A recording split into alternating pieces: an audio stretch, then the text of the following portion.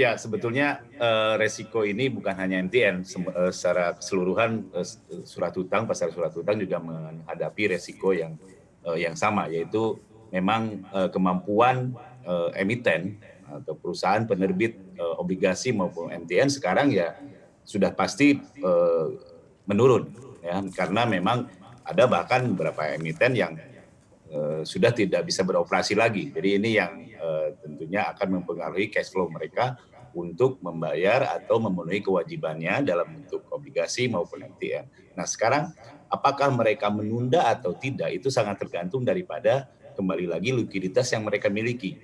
Kalau misalkan dari operasi sudah tidak punya, tidak ada pemasukan, pendapatannya sudah turun dengan signifikan, tentunya pertanyaannya apakah mereka masih memiliki cash atau mereka bisa mendapatkan sumber pendanaan dari pihak ketiga termasuk misalkan perbankan atau misalkan ada dukungan dari pemegang saham. Nah ini yang menentukan tentunya yang membedakan antara yang nanti akan menjadi terlambat bayarnya atau yang masih bisa lancar. Ya. Mhm. Jadi dukungan-dukungan daripada pihak ketiga tentunya yang sangat dibutuhkan pada saat atau kondisi seperti sekarang.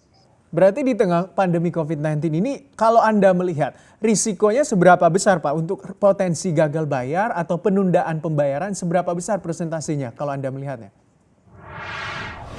Eee, jadi kalau misalkan sebagai gambaran adalah bahwa, apabila, eee eee, kita perhatikan yang jatuh tempo adalah 130 triliun tahun ini, tapi sebagian sudah dibayarkan, sudah lunas. Misalkan adalah misalkan 50%, 60%, sekitar 70 triliun yang, jatuh tempo tahun ini, eee, itu yang sebetulnya yang pressure yang paling berat yang dihadapi oleh pasar surat hutang, korporasi di Indonesia.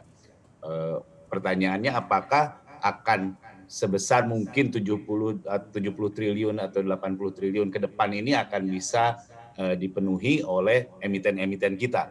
Kembali lagi saya katakan bahwa ini sangat tergantung dari, eee, kemampuan emiten-emiten tersebut menyediakan refinancing untuk melakukan pembayaran yang jatuh tempo tadi.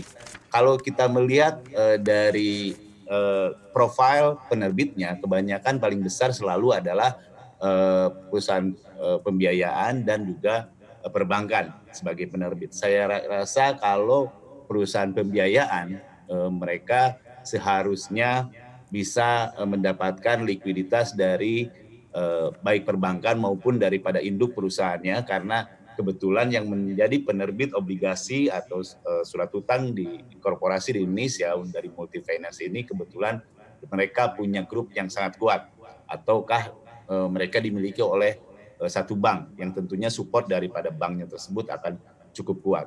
Yang dikhawatirkan memang adalah perusahaan-perusahaan yang terkena dampak eh, COVID ini dan juga tidak mempunyai cukup dukungan daripada pihak ketiga termasuk dari perbankan maupun dari induk atau grup sendiri.